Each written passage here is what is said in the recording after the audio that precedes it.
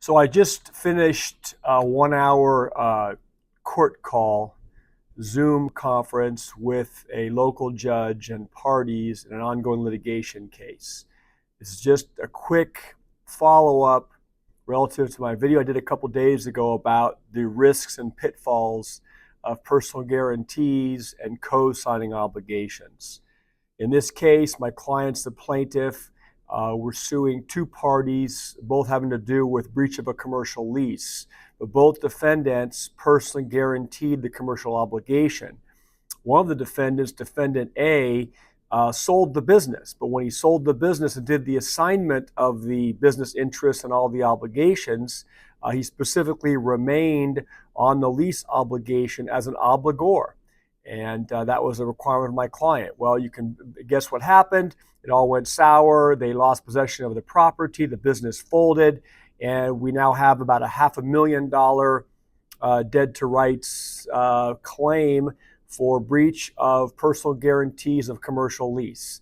So it is real. It can happen. So go back and watch the show from a few days ago. It's getting a lot of views right now on personal guarantees and why it's a very, very bad idea. Let me jump into today's show real quickly, and I'm going to start. I was at my bank yesterday getting some documents notarized, and I got into a conversation with the assistant of the president of the bank.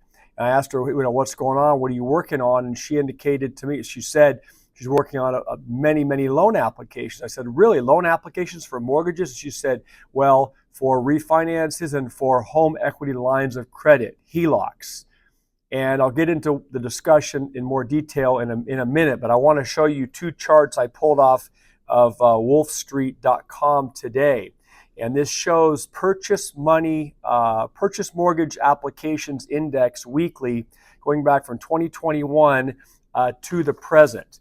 And hopefully you guys can see this chart I'm holding up and what that shows from left to right, going from 2021, how the purchase mortgage applications were high and they've since fallen off, continued the downward trend, right? Why is that? Well, because prices are too high, interest rates are too high, right? So people are not applying for new mortgages at the rate they were. Let me show you the next chart. This is refinance mortgage applications going from 2022 of April to present. Look at this chart from left to right. You can see how the refinance applications have picked back up substantially over here as of 2024, okay? So you've got people doing the same thing they were doing in 2008, 2009, all right?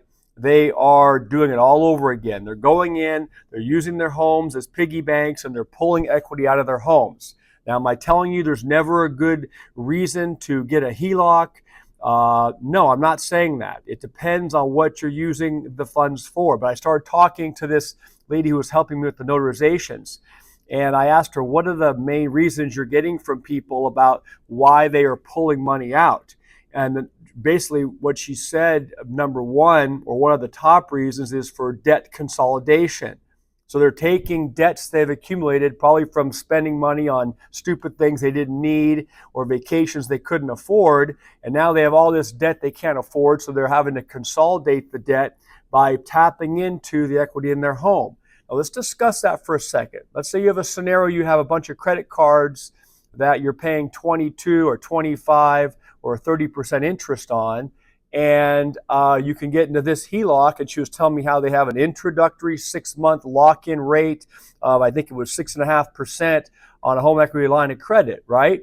So you think, well, wow, that's a no-brainer. I'll consolidate credit card debt at 25% or whatever, put it onto a HELOC, introductory rate at 6.5% for 6 months, and then after that, if I don't get it paid off, it'll kick up to whatever the current rate is. Let's say it's 7 or 7.25, whatever it is at the time, but a lot less than the credit card rates, right?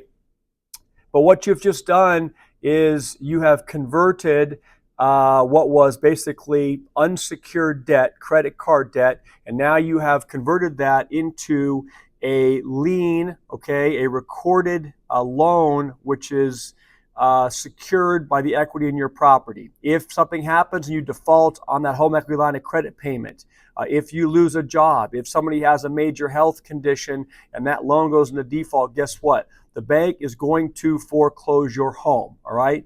Let's say you have a major issue and you have to declare bankruptcy. You now have basically a secured interest. The bank can seek relief from the automatic stay and seek to have that debt remain intact on the property and foreclose it. All right, so get your own legal advice on this stuff, folks. It all varies from jurisdiction to jurisdiction, but you want to think about this stuff before the knee-jerk reaction. So let's just consolidate the debt.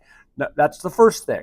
Number two is a lot of these people are repeat offenders. They're abusers of debt. So what are they going to do? They're going to consolidate the credit card debt. They're going to tap into their home equity, which is probably all they have.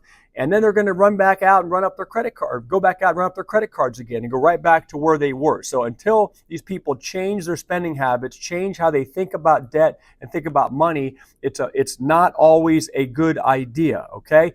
Maybe consider, again, not financial advice, not legal advice, maybe consider looking at signing up for, introductory rates on credit cards that have zero interest for balance transfers and try to pay off the credit card debt that way.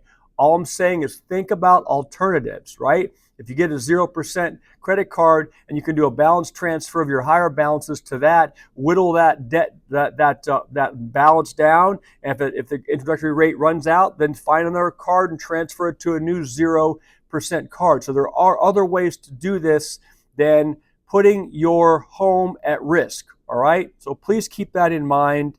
And that was the title of today's video, because that's what was happening in 2008 and 2009. Everyone ran out and they jacked up, and even earlier than that, when the equity was high, they jacked up their equity and they put liens on their personal residences for things that they shouldn't have, vacations, to consolidate debt, whatever it is.